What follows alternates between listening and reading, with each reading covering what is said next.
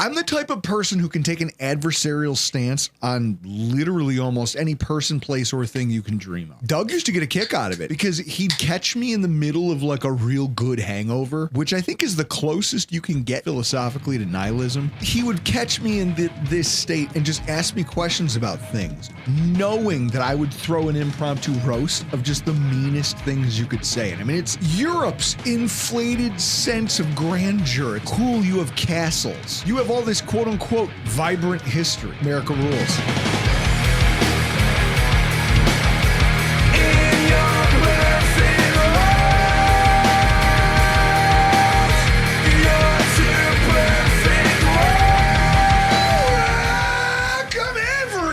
Another edition of the Rockpile Report podcast.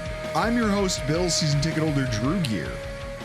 That's my producer, Chris Kruger. And I am something of what you'd call a prolific hater. Like in terms of, like the term hater, Chris, at first I think it gets overused by a lot of people. Because nowadays the kids have started to just call literally anybody who points out a negative thing about their personality, something they actually suck at, something they've done wrong, a thing that they might be actively in the middle of making a mistake on, and they just paint with a broad brush and go, oh no, you're just being a hater. It's like, no, I'm just pointing out all the ways that you're wrong, that what you're doing is flawed, the way everything that you do sucks. Okay? I thought it was mid. No, there's mid and then there's being a hater. You can call them mid and they'll go, oh, you're being a hater. And this is why I can't talk to anybody under the age of 30. I won't even try anymore. I'm fucking done. I'm the type of person who can take an adversarial stance on literally almost any person, place, or thing you can dream of. You remember when I used to live with Doug? Mm-hmm. Doug used to get a kick out of it because he'd catch me in the middle of like a real good hangover, which I think is the closest you can get philosophically to nihilism. Because when you're super hungover, the sun could explode and kill everybody. It doesn't matter. None of this. Just take it down. I don't care. Like, you're like, oh, as long as I don't have to feel like this anymore, fine, whatever. Shut the lights off. Well, so he would catch me in this state and just ask me questions about things, knowing that I would throw an impromptu roast of just the meanest things you could say. And I mean, it's literally anything. The concept of olive loaf. What moron thought of this? Hey, bologna sucks. You know what would make it suck more? Let's stick olives in it. That man should have been given the Sean Hockley treatment that we discussed during the recap. Europe's inflated sense of grandeur. It's like, cool, you have castles. What do you want? Like, cool, you have all this quote-unquote vibrant history. America rules. USA, I'll start a USA chant right now. Poodles as an animal in 2025. People are still walking around doing this. People who jog with no shirt on. Yeah, of course you. When I found out you rollerbladed shirtless, do you know the things that I somehow kept behind these mangled teeth of mine? Oh, the things I wanted to say. I don't know how you didn't say him after I beat you in a foot race on Abbott, shirtless after the Saints game. That is funny. That's a true story. Chris runs by me with no shirt on in broad daylight, and it's just like, oh my God. Told you they'd score. Fish belly just blinding as he's sprinting past me with a bad MCL. I hate so much about the things around me. And that's why I think it's funny that the Atlanta Falcons might be one of the most unoffensive football teams of my lifetime. I really can't think of anything that I dislike about them. I mean, when I think about the Falcons, I have no bad memories. I have no ill will that just like creeps into that. I have nothing. Now, you, as someone who lived in Georgia, what about you? Obviously, it's you wait 8 years for them to come to Atlanta to go to a game, and then you get the schedule release, and you're like, oh, shit, we're not playing until December 27th. And then the season unfolds, and you go, I'm seeing my team for the first time in a while, and I have to watch Brian Brom throw the football. Fuck this. Dude, I got tickets for that through our Bills backers club because we had like a huge group going, and I got two, one for me and my dad. My dad left at halftime. Even my dad was like, fuck this. I'm not watching this. It must have been hard when the Falcons were good and the Bills were just a complete dumpster fire. To know that, like, oh, I'm surrounded by, and then when you tell people you're a Bills fan, there's not even a competitive back and forth. It's more just like oh man, that sucks for you. I'm sorry. It's like if you told people that like you had IBS, they'd be like, oh man, I'm really sorry, Crohn's. I'm really sorry to hear that. I don't think I mean, I probably told this story 4 years ago when we played Atlanta last, but that Brian Brom game, I do remember. So there's a gentleman that had a beat up camper, like from the 70s. The Mallard. And I went to his house in the morning, 5 o'clock in the morning. He had just gotten home in an hour and a half from partying the night before. Didn't have his eye on the prize. So we go tailgate. We have a DJ at the tailgate. DJ was acquired through a woman that he knew and ended up sleeping with her post-game in the Mallard. And so as a dude, I'm like, all right, I'm not going to bother you. I'll find a way home. I got to find a way home. And I found Sabres were playing that night. It was a Sunday night game at like 5 o'clock they were playing. And I ran into somebody who was wanting to go there. And I knew immediately I need to get there too because I'm going to be a block from the train station. I can take MARTA to a stop. And I found this guy wasted, and he was on the phone with his buddy trying to find his friend because this friend had his car keys. They physically ran into each other, shoulder to shoulder, like in high school, and kept walking. And I had, because I was sober, I like figured out, well, hold on, you know him, you're talking to him on your phone, and I drove their truck to Hudson Grill and parked valet, so they had to pay for that. And then I just walked to the train station and then walked 2 miles to my car when I got off at Eric's stop because Eric was getting lucky in the Mallard. That's what bros do. You're a hero, a real American hero, Chris. But we are 6-7 all time against Atlanta. It's so strange. We've only played each other. It's like the Saints. You know, Yeah. us in the NFC South, we don't have a lot of shared history. And so it is funny when you go into these games because you're like, I really can't drum up the usual animosity or hatred or slander that I usually can. The other Falcons story that I have, so the first time you and I ever watched a game together was at, the University over by UB? We played Atlanta in Toronto. We played Atlanta in Toronto, and we lost in overtime. That was the first game I ever watched with you. And you watched me get that bartender's number.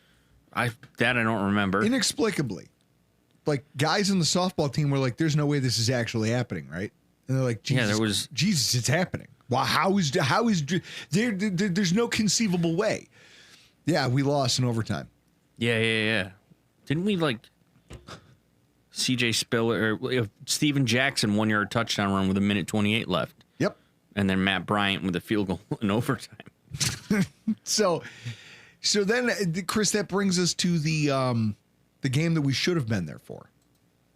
Oh, yeah, the 2017. Maybe we really do have a bad... You and me just have... Maybe it's not that the Bills have animosity with this team. Maybe you and I just have bad life experiences wrapped up around this team. Yeah. Or not even bad, just... I guess it's somewhat remarkable. I mean, I did get that girl's number, and we did go on one tragically terrible date. It was awful. Turns out she was really pretty with absolutely nothing going on between the ears. I dated a girl like that in Atlanta. And I was like, oh, that's why you're here. Because I'm doing all the talking, and if I ask you to say anything, you have no opinions on anything because you don't have enough going on. Like, there's no spark up there. You know how you could look at somebody and they have the face of a mannequin? Mm-hmm. It's just dull. The lights aren't on all the way upstairs. It's hilarious. Yeah, no, I think, and then of course, Chris and I were supposed to go to Atlanta for the Openings. Bills in 2017. We're going to be there, the opening year of the Mercedes-Benz Dome. Yeah, you're just like, it can't be this weekend. And it was that weekend. Yep. I was like, oh, we'll watch this in my basement, I guess. And they proceeded to win, which I guess was good. I don't know. I think that I have a hard time drumming up any real animosity for this team. I just don't dislike them, which is weird because I dislike a lot of people and things for reasons I can't even explain. And yet here we are, our Week 6 preview, the Buffalo Bills at the Atlanta Falcons. The time is 8 p.m. Eastern Standard. The place, Mercedes-Benz Dome in Atlanta, Georgia. Are the Bills still a 4.5-point favorite? Let me pull up my phone. I'll look at Go that. check that out while I talk about the injuries. So for the Buffalo Bills, stop me if you've heard this one. Matt Milano is once again injured and considered week to week. Did they just put him on IR? We get to see him be really good for 2 games. Put him on IR. I mean, thanks for being, still 4.5, but thanks for being a good sport and adjusting your contract to where, like, after this year, you're a free agent. I mean, he hasn't played more than 88% of the snaps in any game this season. That can't keep happening, right? Then you think about some of the other injuries. Ed Oliver, he was questionable last week. It's possible he plays this week. I still want to know who stepped on his foot. Well, we blame them? Can we throw that guy a roast? You know who I bet it was? Who stepped on his foot? Probably was snuck in. It was probably Balin Spector. That's who I blame. That's why he's back on the practice squad? Yeah. Deion Dawkins has a hand injury. Now, he'll probably play through it, but it's noteworthy that once again, he's wearing like a padded glove on his hand. He's all taped up. And then he's wearing a brace after the games. It's almost like maybe he broke his hand and he's just like, screw it, I'll just play through it. That's fine. Well, you can't be an O-lineman and play with a club. You got to be able to grab above the numbers. Yep. And jerk him around and pancake him. So it'll be interesting to see what that's all about. Dorian Williams. Okay, he's improving and he's considered day-to-day, Chris. I hate to say it like this, but if they ever needed Dorian Williams for a game, it's probably this one, right? Mm-hmm. Think about the amount that they run the ball and how effective he was against Jonathan Taylor in that time in that game that we beat the Colts. We need that. So Dorian Williams' status is going to be interesting. TJ Sanders with a knee injury. Spencer Brown with a calf injury, right? Now, he returned. He should be good. We're hoping all of this works. But, man, Chris, like, I don't love this. I think from a matchup perspective, it's not great. And then it sucks because you look at the other side of the coin for the Atlanta Falcons, they're getting healthier. A.J. Terrell is probably going to come back and play for their secondary that was still doing pretty well. They had a D. Alford backing them up who was not good, but their defense is still statistically very good. A.J. Terrell coming back is a big deal because this is a team, Chris, just this past week, Joe Brady goes, those are probably the 2 best corners we're going to see all year, so I'm not worried about the fact that our wide receivers got the worst separation I've ever seen. They got your grandmother's level of separation. And yet, A.J. Terrell's going to come back. They've got really good safety play. This could be another game against a really talented defense where your wide receivers are a non-factor specifically because the other team has some really good guys, which is frustrating. I put that in air quotes. It's really frustrating to hear come out of the mouth of a coach. So with that, I don't know much about the Atlanta Falcons. Do you want to hit the TV stuff real quick? Because we have a doubleheader for Monday Night Football. Ooh, what do we got? So I can't even remember who's playing on it. The other game's on ABC. Buffalo, Atlanta is on ESPN. Okay. But as usual, night game, Monday night or Thursday night. Yeah, it's on Prime or ESPN. You're going to be able to watch it locally. I bet you're going to be able to watch the game locally in Buffalo on WKBW, and then you'll have the other Monday night game will be on ESPN locally. That's probably how they'll They'll run it. Okay. So there we go. Interesting. Yeah. 2 Monday night games.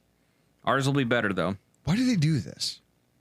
I don't know. They try to offset it like an hour so that so when the first game hits halftime, the other game is like in the middle of the second quarter, and then when the first game kicks off for the second half, the other game is going to halftime. I think that's how they try to schedule it. None of this is necessary. Stop doing this. Fucking stupid ass NFL. So, the Atlanta Falcons. I don't know much about them. It's hard to talk about a team like this other than what I see on paper and what I can watch from a little bit of their film. So Chris got in his bag and landed us a guest for tonight's show. And so to kick off the conversation, we have Jarvis Davis from the Locked On Atlanta Sports. First of all, podcast. What else do you get into, Jarvis? I like to talk football. I'm a husband, so that means I get told what to do a lot of times. You know what I'm saying? Heard that. Yes. So, and I have 2 girls. So I live in a house full of women. So, yeah, football, when I'm talking ball, that's the only time I can be demonstrative and commanding. Most of the time I have to kind of lessen myself when I have conversations with my wife and my daughters. But, yeah, man, I love talking ball. I played ball throughout college, and I play a little professionally as well. So, yeah, this is my element, man. I'm right where I want to be in life right now. God, I love it. First time guest. I'm really looking forward to this conversation because, kind of the intro that, at the top of the show that we talked about, I don't know, I'm a hater. I'm one of the biggest haters. I mean, it's me and it's Buck Nasty up there trying to win the haters ball every year. And yet I can't find anything offensive about the Atlanta Falcons. There's nothing about them that has ever rubbed me the wrong way except for that one Super Bowl. That one Super Bowl where the Patriots. No. Yeah, I know. And I'm not going to. Why we got to bring that up? We aren't even 5 minutes in. You want to bring up 28-3? Come on, man! Don't start the show off like that. Come on now. So, I won't make you relive the past. Let's talk about the present. The Falcons are 2-2, trying to keep pace in the NFC South, where Tampa has essentially kind of had they've held the top spot in the NFC South for what now? 4 of the last 5 seasons, would you say? That's fair? Okay. When I try to scout a team for these preview shows, my process is pretty straightforward. Like, I work in finance, I work with numbers, I do a lot of data analysis, and so that's generally where I start. I look at numbers. Some guys will try to make their prediction or assess a football team just by the numbers. You can't do that. But you can glean some things. You can find some trends, and then you can go watch the games back, especially if you got the condensed formats and the L22, and you can kind of check and see if what your eyes tell you matches up with what the numbers are trying to tell you. And I got to tell you, I don't know that I've seen a team as paradoxical as the 2025 Atlanta Falcons in my entire life, the 10 years we've been doing this podcast. Because some of what I'm seeing makes no sense to my eyes, and I'm happy that you're here to help add some context to it. Chris, if I told you the Falcons are ranked 7th in offensive yardage, but they're 26th in points for. So you're moving the football, but it doesn't end up on the scoreboard. Sounds like Ken Dorsey. They're ranked first in yardage allowed on defense. They're a monster on defense, but then they're 15th in scoring defense, which doesn't seem to jive. Historically, when you see a team number 1, the lowest I've seen that team ranked in scoring defense was like 9, 8, somewhere in the top 10 at least. Allegedly a good run defense, but they're 3rd in yards per rushing attempt against. And there's all these little things, like their offense that has the physically imposing, at least Kyle Pitts, got Drake London, who we know he's kind of coming to his own, or Darnell Mooney, 31st in passing touchdowns. Jarvis, what the hell am I looking at? What is happening here? Help me make sense of some of these things. So I think one of the things that, that you have to kind of look at when you look at this team is, and look at how it was built, right? Like this team was built to play with leads, and that defense looks like that because I'm about 6'5", about 350-ish. I played nose guard back in my day. They don't make defensive linemen like me anymore, right? So a lot of these guys aren't built to be stout against the run and get you up off the ground so you can pass the ball, be one dimensional and all that stuff. Those days are over with, man. This team is built for this offense to put up points and play with leads so they can rush the passer. You see James Pierce Jr., Jalen Walker, they doubled down in the first round. A lot of people were upset about that. But here's the thing, man. When you suck at stuff, you have to be intentional about getting it better, right? Like, I don't care about those first round picks. I'm like Les Snead, man. Blank them doggone picks. Because here's the thing. Terry Fontenot is GMing for his job. Like, really GMing for his job because – like he's never had a winning season as a general manager of his team. Arthur Smith, that was a fail. That was an epic fail, in my humble opinion. And when you bring in a guy like Raheem Morris, who has been in the building before on Dan Quinn's staff. By the way, have you taken a look at that at assistant coaching staff? I think like 5 or 6 of those guys are head coaches right now in the NFL. So it was an excellent staff. It's the reason why they went to the Super Bowl. So now you're trying to draw some magic from that and bring a guy like Raheem Morris, who I liked coming in because I feel like he's an excellent communicator. He's a guy who can talk to the starting quarterback and have the same type of conversation with the 90th guy on the roster. I feel like he just – that's his bag. I feel like he's the CEO type of head coach. So when you have this team built the way it is and you're not putting up the necessary points and you're not playing with leads, that's why you almost lost a game to a Marcus Mariota quarterback team who was absolutely awful when he was in a black and red uniform a few years ago for you. So I think those are some of the things that I look at when I say, all right, why are these – you look at this defense, you say, man, they're not giving that much yardage, specifically passing yardage, which kind of makes sense because you demolished the Minnesota Vikings. They basically changed – people's perspective about J.J. McCarthy and him being an NFL quarterback. So when you look at it from that aspect of it, it's the elements and how this team was built to win, they're there. It's just that Michael Penix Jr. had an awful game against the Carolina Panthers, and he seemed like he just didn't have it that day. And I think that you couple that with a really good opener against the Tampa Bay Buccaneers. You probably should have won that game. If you had the rookie Xavier Watts, he would have caught at least one of those picks. That's a different ball game. And when you have a game with the Carolina Panthers, like when you couple that in there with that's kind of explains like, okay, they have some really good numbers, but their record doesn't show it.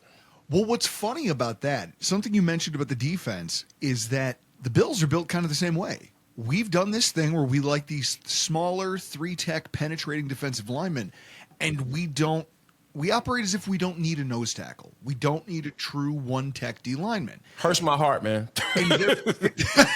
And they're willing to live and die by either our D tackles are going to penetrate and disrupt, and we're going to get tackles for loss or at least meet you at the line, or we're going to be in a lot of trouble. And what you've seen so far through 2025 is the Bills' defense has been in trouble. Like you said, you be intentional about what you're about. Well, you got to live and die by that. And if you're dying, you got to figure out, you got to pivot. You have to schematically do something because you can't just stay here and let the bad things keep happening. Now, this hot and cold kind of performance where here you are almost beating Tampa Bay and then just having this nightmare performance against Carolina.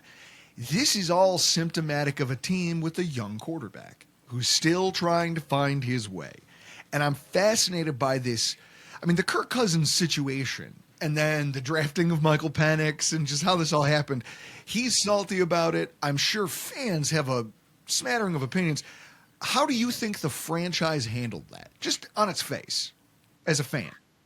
I thought it was awful, to be honest with you, because here's the thing, man. Like, I wasn't a fan of bringing in a 30-something-year-old quarterback coming off of his first major injury of his career. And guess what? You know what happens in the NFL when you get hurt? You don't get better. You have the Adrian Petersons of the world, but shoot, how many times that happened? He actually got better after he got hurt. Yeah, he's a freak. That doesn't happen all the time. Most of the times when guys have major injuries later in their career, they tend to trend downward. So I wasn't a fan at all of the team signing Kirk Cousins. And here's why just to give you a peek into the mind of Raheem Morris and Terry Fontenot when they brought him in, which I kind of understood, but again, I did not agree with it. They didn't want to suck at quarterback again. Ever. And Arthur Blank had a big part of that too. He's a good owner, but when certain things need to be changed, he's real big on changing them. He's signing your check. So at the end of the day, if he comes down from on high and says, guys, we can't suck at this anymore, you as a coach and as a GM go, all right, I guess we got to do some things that don't make sense, but we're going to roll the dice on it anyway. So they go out here, they get Michael Penix Jr. He takes over this season. He's the de facto starter. And again, the idea that this team can move the football, and yet you see statistically it's not ending up on the scoreboard for all that yardage they're manufacturing. How does that happen? Or what is it like? Who plays a bigger role? Is this a play calling issue? Is it schematics? Is it like, where does the blame for this lie? Or is it just the maturation process of the quarterback? I think it's more so the latter, because and I feel like I would throw the play calling there as well. Just not from a formation standpoint. I'm not on that train. The pistol, shotgun, all that stuff, obvious, man. Down and distance dictates what you get in. If you're in third and long, it don't matter if you're in the pistol or shotgun, because people know more than likely you're going to be throwing the football. So for me, I look at it from a standpoint of Zach Robinson in year 2 as a play caller. He got off to a slow start last year, and because he had a statue at quarterback and you couldn't run play action, we've been calling for that for I don't know how long, ever since he's been calling plays for the Atlanta Falcons, because you have such a dynamic football player in Bijan Robinson. I feel like Bijan Robinson is the foundation of this offense. And it's running the football, not just spreading them out, looking like Marcus Falk reincarnated, right? I'm talking about turning around and handing the football off. And you know what that does? That helps your quarterback. There was one particular touchdown that they threw the ball to Kyle Pitts, and it did a quick little fake, and you just saw the entire second level of the defense right there in the red zone. They just froze for about a half a second to a second. And that's all Kyle Pitts needs to be able to get up, because when you're 6'6", 240, 250, all you got to do is show your numbers, and you're pretty much open, more than likely.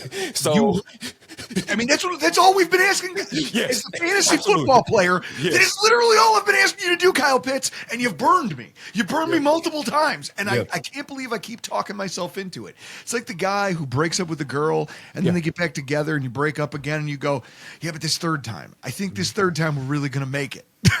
You know what? To be honest with you, I would say, because here's the thing, man. Here's why I feel like this Michael Penix, Kyle Pitts marriage is going to work, because he's had some awful quarterbacks. I mean, he had the back end of Matt Ryan's career. That was fine, in his rookie year. Then he had Desmond Ridder, Marcus Mariota, and Taylor Heineke. God bless him. Bills fan, you don't have to tell me about terrible quarterbacks. I could have you here all night. We could do a 1-hour show about every bad quarterback I've ever watched play for the Buffalo Bills. Yes. And you go, how come our wide receivers all suck? And it's like, well, who's throwing them the ball? First of all, who the hell is Kelly Holcomb? Well, what are you talking about? I've never heard of this guy before. Why is he starting for my football team? You like Doug Flutie, man? Doug Flutie had his moments, and then the team decided to put some guy with surfer hair in, and then it ruined everything for us. Yes. You just touched on the play action thing, and I think it's funny because I got my notes here. Mm-hmm. Chris, if you had Bijan Robinson, now you're the lay football fan in the room, or at least when it comes to analyzing the game, how many times would you play action pass if you had Bijan Robinson on your football team? First, I would establish the run, and then I would utilize it. That's how I would do it. You'd be like this was Madden, and you'd just wear it out until somebody stopped you. Against the Commanders this past week, they ran 6 instances of play action passes. 6, okay? And here's what happened on them, Chris. 15-yard completion. They lost 7 yards in a wide receiver reverse. Penix got sacked. There was a deep incomplete pass. There was the touchdown pass that Jarvis just mentioned to Kyle Pitts. And then there was an interception. And I found an article that basically pointed something out. And that's why when you're like, oh, schematics and this and that.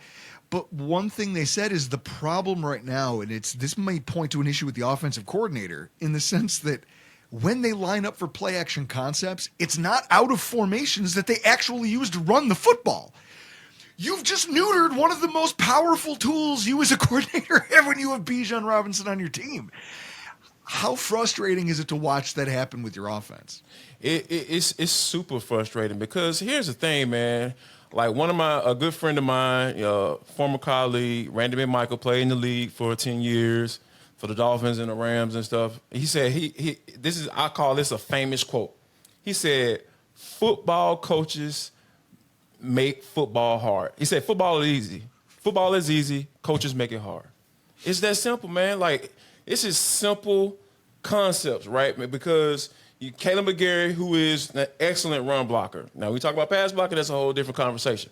But you talking about for us run blocking with he and Chris Lindstrom on the side. Chris Lindstrom is the best guard in the league. I say that. I say it. I don't care. I'll argue anybody down about it because he is an amazing football player. I've been watching him ever since he came in from day one, and I knew back then this dude was going to be a hell of a football player. So when you have that combo kind of go down, and in comes Elijah Wilkinson, who is a run-of-the-mill tackle, right? And kind of been bouncing around. He was played with the team before, had a stint with the Falcons before. But when you think about it from that aspect of it, yet that tackle going down, obviously there's going to be some type of drop-off. So they might try to say, okay, well, we might not be able to do what we normally do as far as in the run game. So that might be able to change some things that I can do schematically. However, don't outsmart yourself. Exactly, man. It's still not that hard. I don't care because guess what? I haven't been able to say this about a Falcons team in quite some time. The Falcons have depth. They have depth. They have quality depth too, especially on the defense side of football and on the offense side of football as well. And specifically at the tackle spot. You know, Storm Norton, who was the backup last year, who was your swing tackle for you this year, but he's hurt, but he's getting ready to come back as well. So there is some depth there. And Elijah Wilkinson has been playing fine. Because, you know, the thing about when you're watching football, man, it's easy to tell if the tackle is not playing well. Because guess what? Oh, holding on number 71. Oh, so 71. Offsides on number 71. Oh, he just got beat for a sack because the best pass rusher just lined up on his side of football because they were like, oh, yeah, we got the backup in. I'm about to move over here, coach. Line me up over here on 3rd and 7 or 3rd and 12. So it's just a lot of different factors I feel coming into this season that the offensive coordinator, Zach Robinson, may have said, oh, okay, maybe we might not be able to do a couple of things, but I feel like Elijah Wilkinson has proved himself that, hey, I'm not going to be the same guy as Caleb McGarry, but I can still get the job done. And at the end of the day, when it comes to play calling, it's all about flow. It's all about flow. You know, it's not – if you're running it out of a pistol, you running the route, you're in that 12 personnel where you have Kyle Pitts and Charlie Warner in the game at the same time, but you're lining Kyle Pitts outside at the X or the Z, you know, like those are some of the things that you can kind of play around with and have some fun with because Kyle Pitts is versatile, right? He can line up out there and potentially get a matchup that's going to work out in your favor. So you always want to use Bijan as the weapon that he should be used as. And he should be being used as a magnet. That draws everybody on defense and makes the rest of the offense's life easier. Yeah. And it just feels like so I'm glad I'm not crazy because after looking at these stats, I'm watching back to some of the games and some of the condensed versions of it. And what I see is a team that when they allow Bijan Robinson to be the pulse of the team, they move the football. And then when there's always inevitably on a lot of drives, there's a moment where you guys get cute and something bad happens. And it kills the whole drive. Can I speak to that? That really burns me up when you get all this cute stuff, like the at -7 yards. Like that was in the first drive, I believe. And I was just like, no, it was second drive. They ended up scoring on that drive. They ended up overcoming it in that second drive of the game and scoring a touchdown. But it's just those are the type of things that happen when they get into the red zone. just stupid stuff, penalty here, dumb play call here, trying to be cute and trying to be innovative and all that stuff. It's just that's some of the things that I just absolutely despise. You know what good coaches do? If it's working, you just let it keep working until somebody stops it. It's amazing. So looking at the wide receiver depth chart, because right now the Bills are coming off a game where they just let Stephon Diggs wear them out. It was bad. He wore us like one of Cam Newton's stupid hats. It's the worst. So now I'm taking a look at the skill position chart for the Falcons, and I'm saying to myself, okay, there's Kyle Pitts, the guy who has burned me annually in fantasy. He's got all kind, but again, when you have that many physical traits that say you should be good at something, it's not a matter of, oh, well, he's just not a good tight end. He is a physical freak, and you find a way to make him a contributor. That's on you as a coordinator. I don't blame Kyle Pitts for a lot of this. I blame just you're not using him creatively enough. Well, here's the thing. Let me tell you a little bit tidbit about Kyle Pitts. Like one thing that has stood out to me and that has been very consistent is you have veteran players talking about all he has to do is ...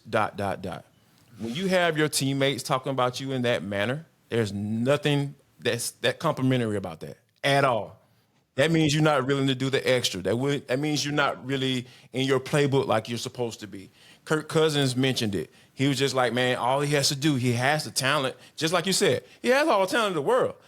All he has to do is just lock in or do what he needs to do the extra, be where he's supposed to be when I'm coming on, I'm going through my progressions.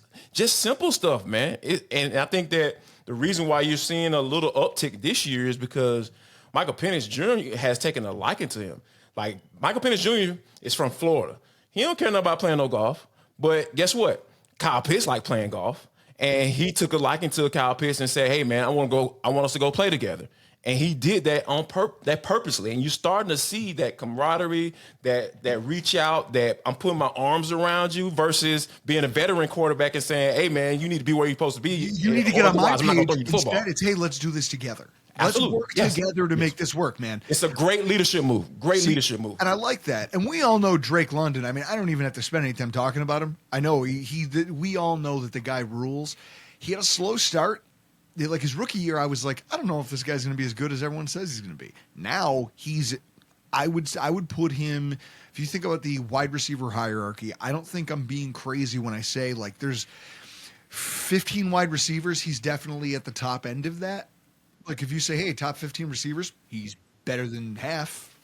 I think he's really talented, and I think that the Bills are going to have a plan because they can't put another Stephon Diggs show on. Like they can't let that happen. But then I look beyond that and I see that Bills preseason legend David Sills V is somehow on your game day roster, and I go, holy shit. Wow. I wasn't expecting that when I looked at your depth chart. And then I saw it, and I caught my breath. I went, oh, because I remember having to argue with people and I don't fight on social media. I'm lazy, right? Like if you want to be dumb, you can be dumb. I'm not going to talk you out of it. So all the people who were like, we have to keep this guy. He's going to be great. It tells you how bad our wide receivers were. And now he's here and he's on your game day roster beyond Drake, okay? Beyond Mooney, beyond Pitts. What does the rest of the skill positions look like as far as pass catchers? So, as far as the David Sills piece, reason why he even made this roster was because you had Darnell Mooney miss. He practiced. I was out there the first day of training camp. He got hurt like on the second or third play, and he missed the entire training camp. So that opened the door for him to. Because essentially you want a veteran in there. They had some guys who were kind of like practice squad guys, but once you've made a roster, you know how to make a roster, right? So David Sills snuck in there and he got in there and got some work. But I think that's the group that I feel can be scary at some point during this season because Drake is starting to come back around, like you mentioned. That's wide receiver one. I wasn't too keen on him when he first came in, just from he has a size, like he's a big mofo. Like You see him and you go, you Yes. look like a receiver. Yeah, he looks like one of those old school wide receivers, right? So like a Keyshawn Johnson type, like just that he has a presence about him when he steps on the field. So for me, I think Drake is coming around. The only thing is that Darnell Mooney has not been himself this year for the entire season. And I'm wondering if we're talking about a guy like Stephon Diggs going off, I feel like Mooney is in that same manner. Mooney is a big play guy. I think one of the top wide receivers last year as far as the yards per catch. I think this would be a prime moment for him to kind of get back on track because they still haven't brought that element of his game, which is the deep ball. And we know Michael Penix Jr., deep ball. Let me tell you something about when I first got laid eyes on him, like in person.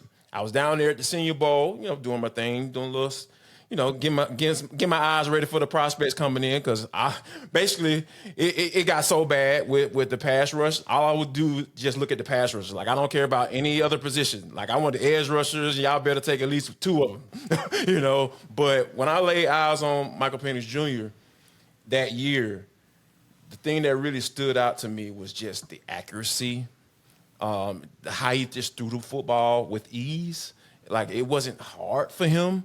And like the way he carried himself, obviously the leadership, and then you start to see. Now that I think back, I see why the Falcons fell in love with him. Like you meet the man, meet the person, super cool. Nothing rattles him. Like nothing rattles this cat. So when you think about that, having that type of demeanor as a quarterback, you understand why the Falcons fell in love with him. But I think that this is one of those games where I would not be surprised if a guy like Darnell Mooney like really kind of has his coming out party because that's the type of thing that's been missing from this offense. Even though they've been putting up yardage, they still haven't been able to hit that deep ball guy who is Darnell Mooney. It's funny you say that he doesn't get rattled. He's one of those. It's Chris, when you look at stats and you go, okay, I see a guy, seems like he's doing well. You put pressure on him. Oh, he struggles a little bit. Or his statistics drop. Because that's what playing quarterback in the NFL is, right? Pressure in your face. There's a handful of quarterbacks who can get better when you do that. When you see that, it generally means they're processing quickly. So far this season, Michael Penix Jr.'s passer rating is better when you blitz him than when you don't blitz him, which means that if you're taking a member of your secondary and committing him to the pass rush, he diagnoses fast enough that the ball is coming out well. It's coming out on time, or he can speed up his processing and not suffer for accuracy or for footwork. That's a big step in his second year. You're talking to a fan base that we had Josh Allen. Josh Allen was the rawest. I remember when he was a rookie. There's anything but that was below raw? There's a play against the Jacksonville Jaguars in a game that we won. Yeah. Where Marcus Murphy was our running back, and he's lined up for a swing pass, and he's wide open, and he rolls out, and he's so open that he's not even like it's a wheel route. He turns and shows the quarterback his numbers, and Josh Allen threw that football almost into the stands. Whew. Like, this is a 5'10" running back, and you somehow airmailed it 3 yards over his head into the fans. Yeah. And now you look at what Josh Allen is. Penix, he's showing some signs of growth, and so it's good for you guys. It's something that our defensive coordinator and our staff have to be ready for.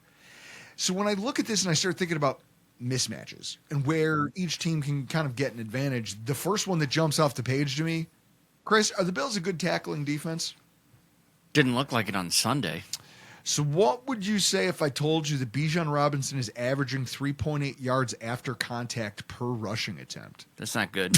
That's not good for us. I see, it doesn't take a rocket scientist to figure out that's probably a bad recipe against a defense that is like, you've got players, like a perfect example, Joey Bosa. Joey Bosa, his season high for his entire career was 13 missed tackles. For a season.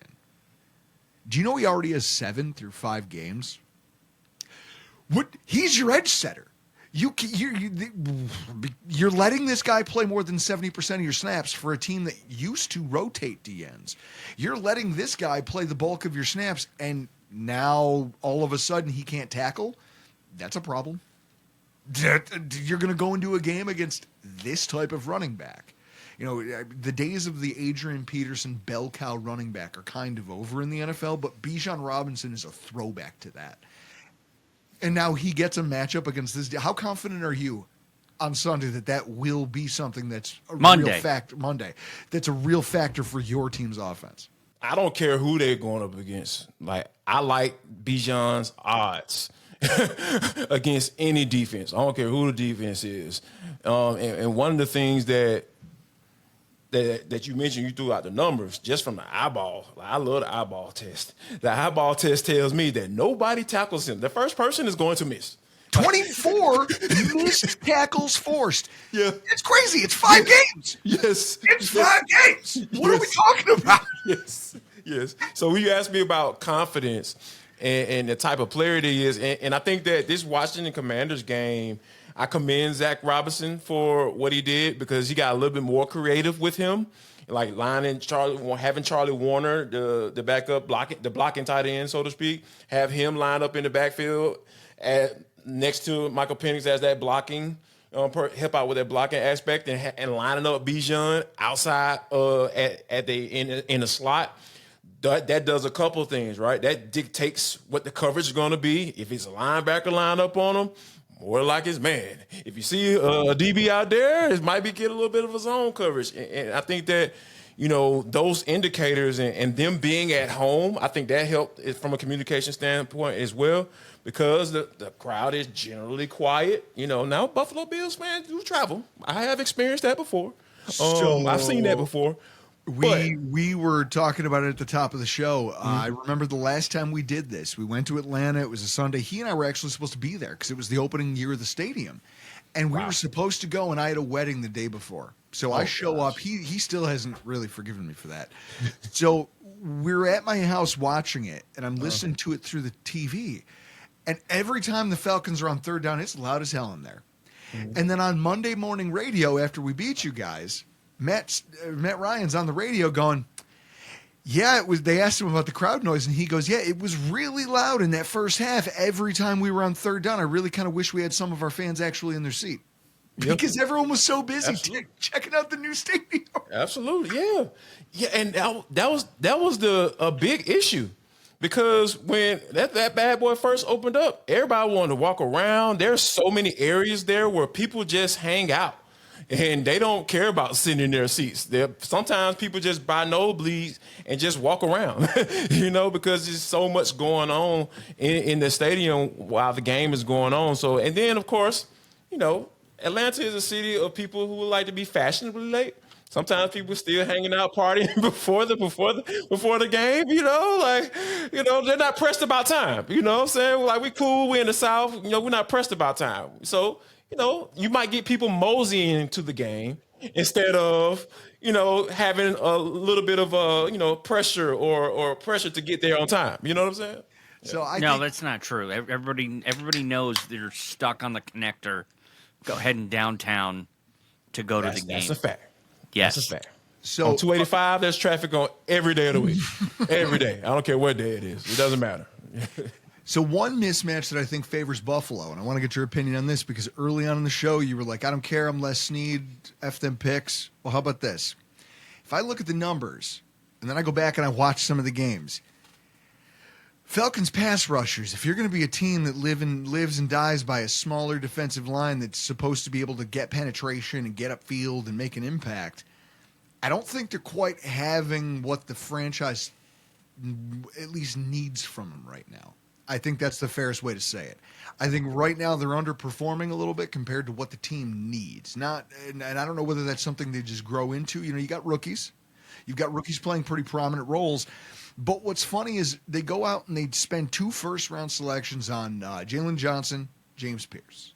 And James Pierce was a guy who I thought maybe the Bills might have some interest in if it went that way.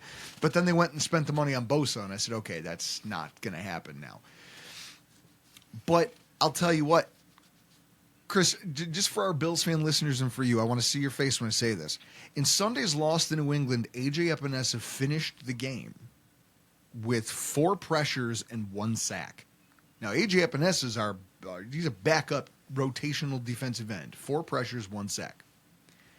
Right now, through 4 games, James Pierce has led the team in pressures with 11. Led the team in pressures with 11. On limited snaps. And limited snaps. Yeah. And I think that they could probably steer into that some more. But then the question is, why isn't he getting those snaps? What are they afraid of? What else in his game don't they think he's ready for yet? And then you see Jalen Johnson kind of filtering in behind with 10 pressures. And he's got I think he might have 2 sacks? 3? Just one. Just the one? Okay. So, Got the TFLs though. and well, that's it. And what's crazy is just this idea that right now you could see what they wanted. You know, everybody goes out in the draft, they go out in free agency, and hell, the Buffalo Bills. I could see what they wanted on defense. I could tell you right now, they're sure as hell not getting it. I feel like it's a little bit of that for Atlanta. Can you speak to that and tell me kind of what, from a pass rush standpoint, against a very good Bills offensive line in terms of pass protection, tell me a little bit about what's going on with that pass rush situation and also how you view this matchup against the Bills line. This is a matchup that I am absolutely scared of, because when you have the freak of nature at the quarterback position in Josh Allen, and I can picture him like breaking one for 15, 20 yards, getting outside the pocket, breaking containment, and just taking off down the field for a first down on 3rd and 15. You know, I can see that happen, because when you have these young guys, they tend to go out of their way to try to do some of their own thing instead of remaining disciplined. I call it that pass rush discipline. I can get my ruler out and tap them on the hand like, hey, man, what you doing? No. Ain't no cheating. Ain't no peeking when Josh Allen. You can peek on Kirk Cousins because you know exactly where he's going to be. He's not moving, but ain't no peeking. I was so happy when I found out Jaden Daniels was going to play, because he's another one of those guys that's just freaky, man. He's just freaky. 3rd and long, he can pick it up. He can get it. 3rd and 8, he can get it. And I think that when you come up against a team like this, like you said, a really good pass rusher team, some guys that they aren't normal. Deion Dawkins, he's not normal sized. He's a throwback. He's a throwback offensive lineman in my eyes. Well, when Spencer Brown plays, I call it dirtbag football. He is one of the best at just being a huge piece of shit on the offensive line, but you need those guys. Yeah, absolutely. Absolutely, man. So I think that the Bills have a huge advantage. If this game doesn't get out of hand, not gonna say it'll get out of hand, but if the Falcons offense is clicking and they're putting up points and trying and marching up and down the field and finishing those drives and getting in the end zone, that's the only way I feel like they have a chance to win this game. Because to go back to your point about what they need them to be coming into the season, all we talked about was this offense is going to have to carry this team until this defense get things figured out, because they were so young. But now they're in a situation where the defense needs to be good enough, almost great enough for them to win games until the offense figured things out, right? They had a good game against the Washington Commanders. They were okay against the Minnesota Vikings. Kicker went 5 for 5, who you brought in off the street and cut your longtime kicker in Younghoe Koo. By the way, he's up there in New York for the Giants now right now. I think he just got called up. I'm pretty sure that's where everybody just goes to die. That's the elephant graveyard of the NFL. Absolutely. But I think overall, man, this is a game that I'm fearful of because of Josh Allen, because of the physical offensive lineman that you guys seemingly have all up and down that line. And I think that if it's a matter of this is a slugfest, I don't think the Falcons want to get into a slugfest with this team, because I don't think they can win that matchup. I just don't. I can't wait to see it. Also, I'm really happy to do a show with you, man. I like talking to you. This is fun. We got to do this more often. Absolutely, man. I love jumping on podcasts and running my mouth, man, because that's that's why I say you have to stop me sometimes, because I will keep talking, Trust me, I'm no stranger to it either. Everyone knows it. I want you to tell everybody where they can follow you on social media and where they can find all your work. All right, man. You can follow me on X, Twitter, whatever, Elon, at Jarvis D90. And also on YouTube or wherever you down your podcast. Falcon Squad Show. We talking all Falcons all the time on Locked On Sports Atlanta. Jarvis Davis, Locked On Atlanta Sports. Always good to have a guest in for these NFC opponents because we said, we played 13 times. We don't see them that often. We don't need to know about them unless they're in the Super Bowl. But if you are going to the game, I have it on my phone right here. Tailgate announcement. They bought a lot. 40 cars. 547 Mitchell Street, Southwest Atlanta. You have two options. You can get a ticket, I guess, to this, the old school way. Bring your own tailgate setup and vibe with them if you can get into the lot. And then you can buy a ticket and you get all-you-can-eat food, open bar. Starts at 2 o'clock. Who goes to a night game at 2 o'clock in the afternoon? And then there's all events at Whitehall Tavern. Chris Brown is actually going to be doing something with Bills Backers of Atlanta that weekend. But the Bills can win this one, and I've got your keys to victory. Wow, that's a lot of keys. Bigger the keychain, more powerful the man. The Triple Bogey keys to victory this week. Chris, this sounds stupid, but I'm going to get into it for a second. You got to win the turnover battle. And everyone goes, oh, I know, you're real smart. How about this? The Bills have been uncharacteristically loose with the football lately. Looser than you'd like anyway. Because most of the time, you think back to when we were, as a team, posting high turnover numbers. It was usually because Josh is throwing interceptions. Josh did throw a pick last week, and he almost threw a pick the week before.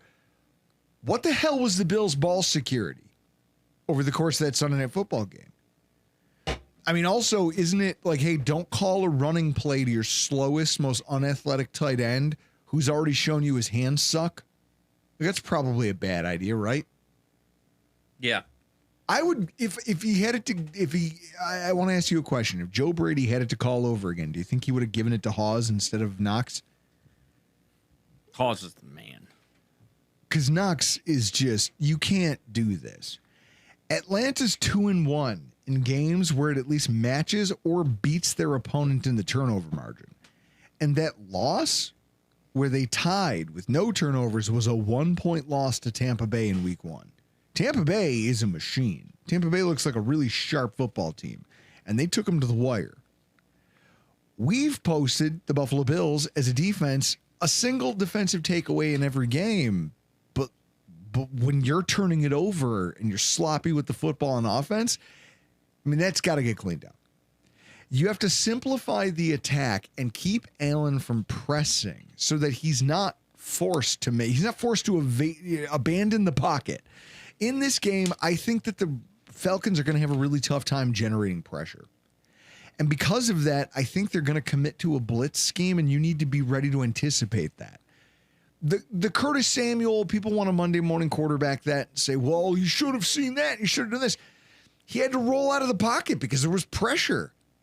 Do a better job of calling plays that can get guys open where your quarterback can get them the ball. Jesus Christ. It's frustrating. Let your blockers do a bunch of the heavy lifting and call a complementary game plan to where Josh Allen can thrive off play action and can also find guys who maybe they don't need to be standing wide open in the end of the end zone when he's flushed out of the pocket. Maybe he's open 12 yards downfield, and then he can get some yak and we see what the rest of the game looks like. Joe Brady's got to be better in this regard. I feel like, Chris, this is completely on him, isn't it? Yeah, it's up to Joe Brady whether or not the Bills win this turnover battle, and they have to. Because the Falcons have already proven if you give it up multiple times to them, they suck at putting points on the board. But if you give them too many bites at the apple, they'll do it. And they'll do it. I mean, they've got over 20 points in all of their games but one where they got shut out, which is crazy. Also, the second-level defenders on this team, they've got to tackle. So something that I wasn't able to get into with our guest tonight, Chris, but I want to run the numbers by you. When you look at their offensive line, He was talking about how the Falcons' offensive line and how they're good and they've done some things. When you look at what they've done from a blocking perspective, I've got the numbers here in front of me. So, zone blocking, okay? In terms of zone blocking, the Falcons do it at a 3-to-1 rate. 120 snaps to like 30. 30 or 40. They do like gap compared to gap blocking.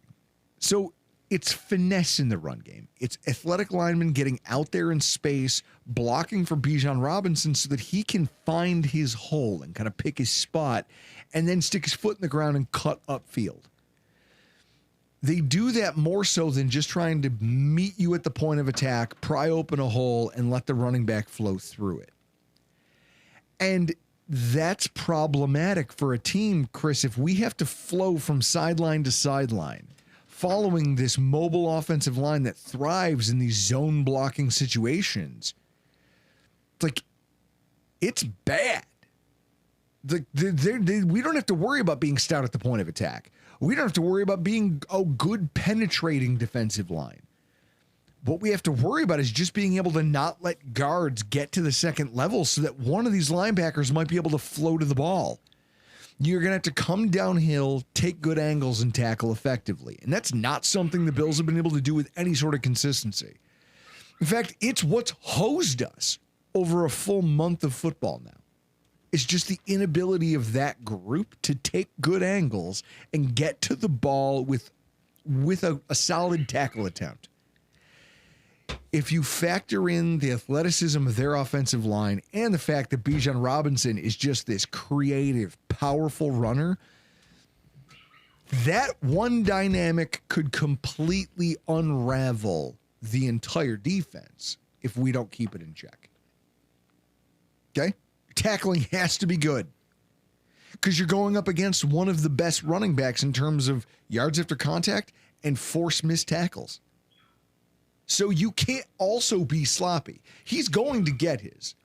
Chris, if I have Bijan Robinson on my fantasy team, I can tell you that Bijan Robinson is going to have more than 100 yards rushing in this game. But that's okay.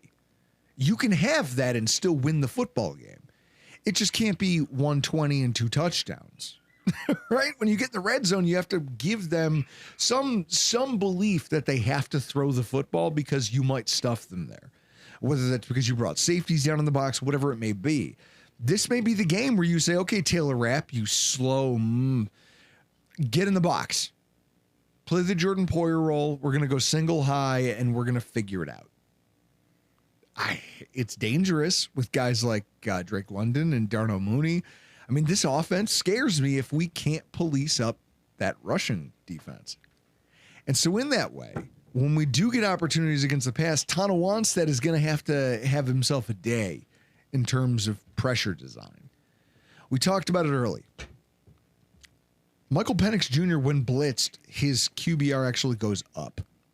His passer rating improves when you blitz him compared to when he's just unpressured. Blitzing him hasn't worked, and so you're going to have to get creative with how you create pressure.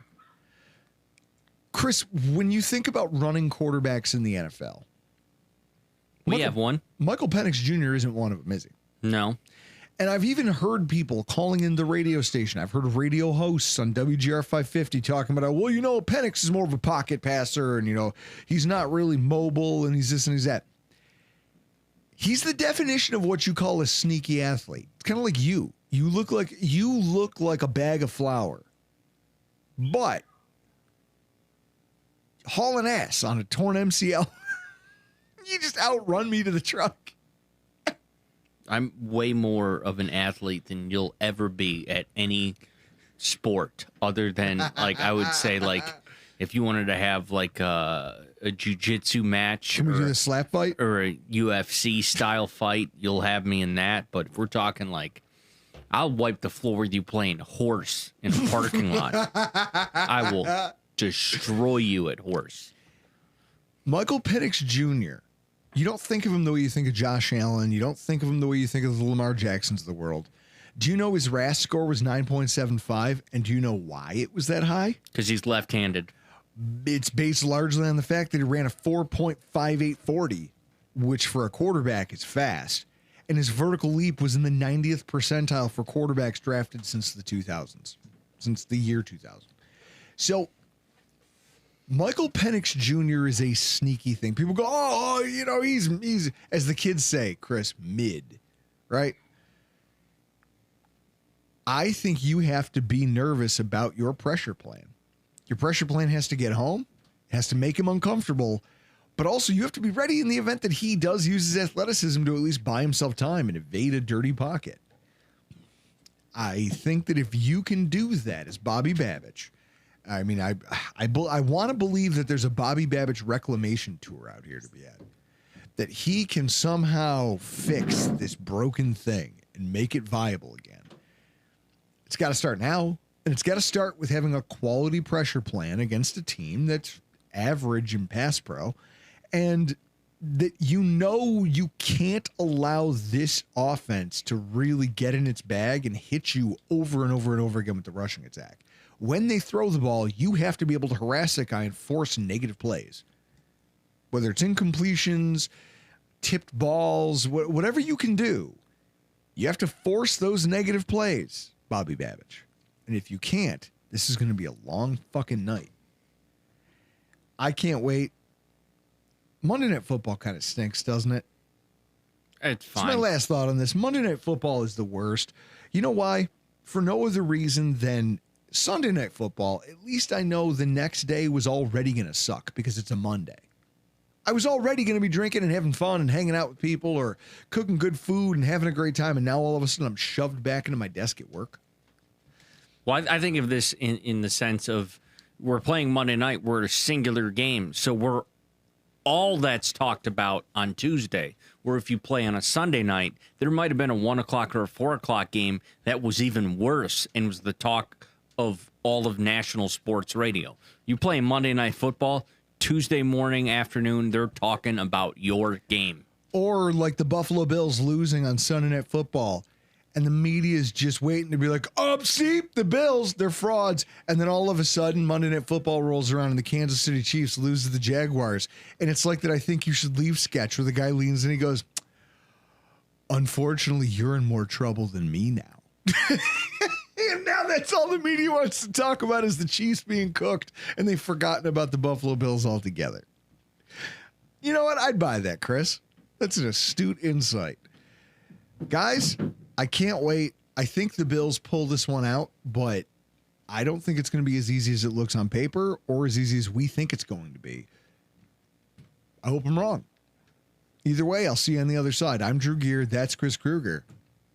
And this has been your Week 6 preview.